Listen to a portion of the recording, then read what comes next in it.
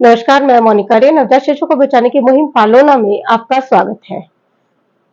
एक माँ है जो मानसिक रोगी है या नहीं, वो अंधविश्वासों में विश्वास करने वाली कोई महिला है या नहीं, ये तो हम नहीं कह सकते।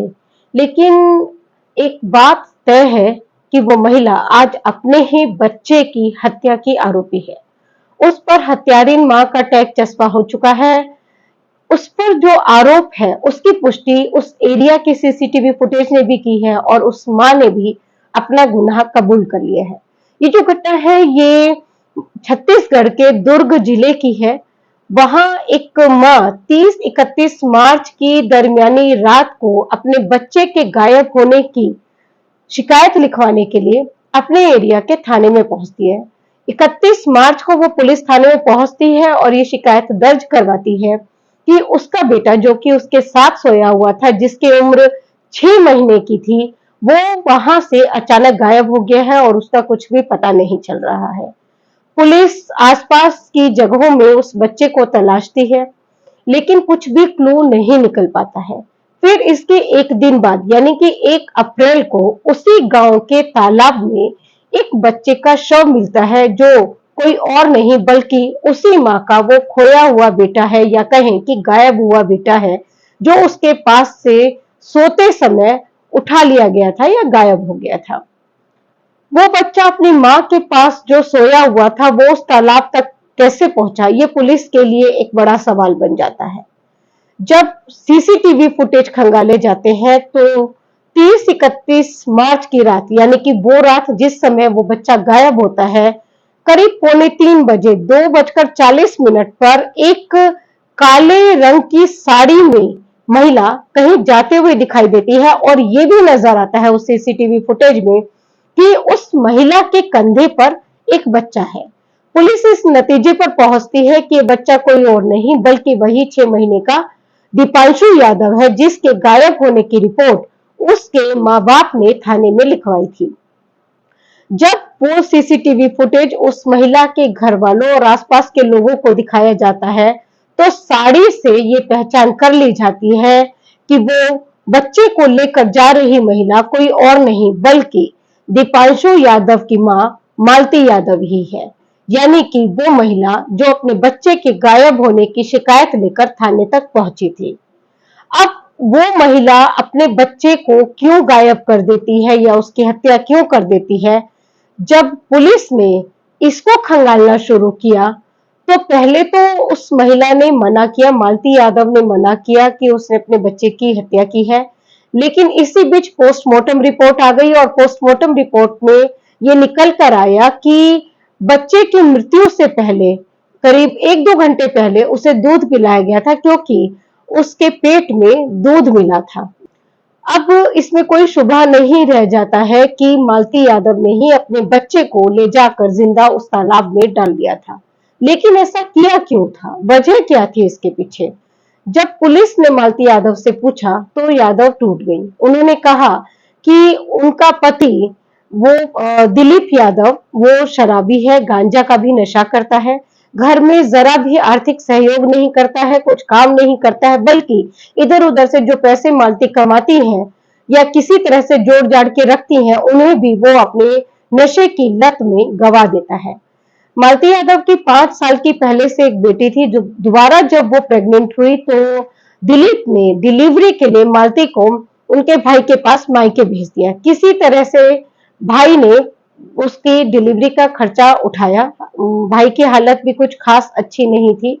यहाँ तक कि डिलीवरी के बाद जो शासन की तरफ से 3,000 रुपए मालती यादव को पोषण के लिए दिए गए थे, वो पैसे भी दिलीप ने अपने नशे की भेंट चढ़ा दिए। मालती यादव ने ये मन्नत मांगी थी कि अगर उनको बेटा होता है तो वो देवी को बलि चढ़ाएंगी। इसके लिए उन्होंने व्रत करना शुरू किया और किसी तरह से पैसे जोड़ने शुरू किए। ये उनका ये मानना था कि पैसे जोड़कर वो अपना जो उन्होंने कॉल लिया था, जो कसम खाई थी या कहें कि जो संकल्प लिया था, उसको वो पूरा करेंगी। लेकिन दिलीप ने उस पर भी दया नहीं दिखाई, बल्कि दिलीप ने वो पैसे भी लेकर उनकी शराब पी ली।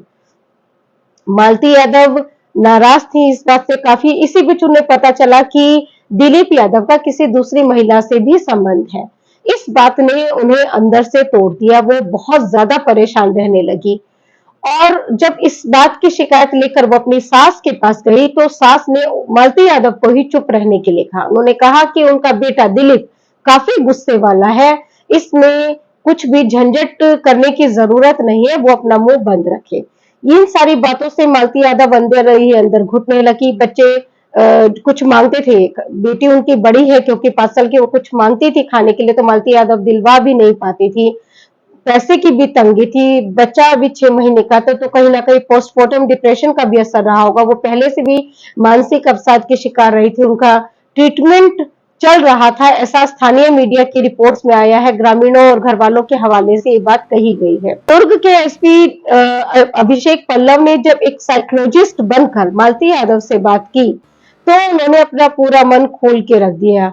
अपनी सारी परेशानियां तो उन्हें बताई ही, साथ ही ये भी बताया कि करीब कुछ साल पहले उसके ऊपर यानी कि मालती के ऊपर भूत प्रेत टोना टोटका का शक जताते हुए उनको ओझा गुनी से दिखाया गया था, झाड़ फूक करवाई गई थी और उनको टोनी, कुछ वहां पर लोकल ये शब्द है टोनी कहकर उनको प्रताड़ित किया जाने लगा था, ऐसा मालती यादव ने उन्हें बताया। ये सारी बातें उनको मानसिक रूप से बीमार करने के लिए काफी थी। गांव वालों का कहना है कि मालती यादव मानसिक रूप से परेशान थी, उनका इलाज चल रहा था और साथ ही वो अंधविश्वास भी करती थी, तंत्र मंत्र भी करती थी और इन्हीं सब चक्रों में फंस कर उन्होंने अपने बच्चे की जान ले ली। वजह जो भी रही हो, ये हो सकता है कि वो मानसिक रूप से बहुत परेशान रही हो क्योंकि पोस्टमार्टम डिप्रेशन का एक असर हो सकता है। इसके अलावा जो पारिवारिक और आर्थिक स्थितियां थी वो भी उनके मन को तोड़ने के लिए काफी थी। देखा जाए तो इसमें नुकसान किसका हुआ? मालती यादव का, जो आज जेल के पीछे है, और 2 बच्चों का। एक बच्चे की जान चली गई और दूसरी जो कि 5 साल की बेटी है, वो अब उसका क्या होगा? पिता को उससे कोई बहुत ज्यादा सरोकार नहीं है, माँ जेल में, छोटे भाई की मौत हो चुकी है और घर की जो स्थिति है वो तो स्थानीय मीडिया रिपोर्ट्स को पढ़ने से ऐसा लगता है कि वो बहुत ही खराब है। तो ऐसे में उस बच्ची का क्या होगा? और जो वहां की चाइल्ड प्रोटेक्शन एजेंसीज हैं, जो डीसीपीओ हैं, जो सीडब्ल्यूसी है, उनको इनिशिएटिव लेना चाहिए उस बच्चे के लिए, उसको सुरक्षा मुहैया करवाने के लिए, उसके अच्छे लालन पोषण के लिए, उसकी अच्छी पढ़ाई के लिए इनिशिएटिव लेते हुए घर वालों से पूछना चाहिए कि क्या वो उस बच्ची को सिर्फ सरेंडर करना चाहते हैं ताकि उस बच्ची का पालन पोषण कम से कम ठीक तरीके से होता रहे, उसकी स्टडीज में किसी भी तरह की कोई बाधा ना आए।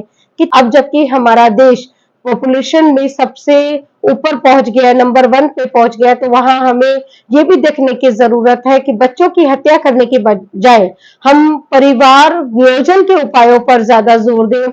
सरकार को भी चाहिए कि वो फैमिली प्लानिंग के जो भी उपलब्ध माध्यम है, जो मौजूदा माध्यम है, उनके बारे में ज्यादा से ज्यादा प्रचार प्रसार करे ताकि किसी भी बच्चे को इस तरह के दुखद अंत का सामना न करना पड़े।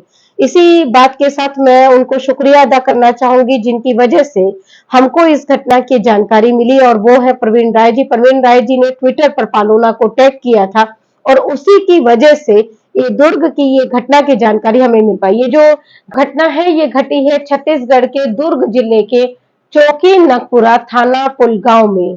यहाँ से जाने से पहले मैं आपसे अपील करना चाहूंगी कि अगर आप ये वीडियो देख रहे हैं तो आप पालोना को सब्सक्राइब जरूर करें अगर आपने नहीं किया है अभी तक, और आप अपने सर्किल में भी इस कंटेंट को शेयर करें। आप अपने सर्किल में भी लोगों को पालोना के बारे में बताएं, पालोना के मिशन के बारे में बताएं और उनसे अपील करें कि वो पालोना को सपोर्ट करें, सब्सक्राइब करें, इसके कंटेंट को वो आगे अपने सर्किल में शेयर करें। इसी के साथ मैं इजाजत लेती हूँ। नमस्कार।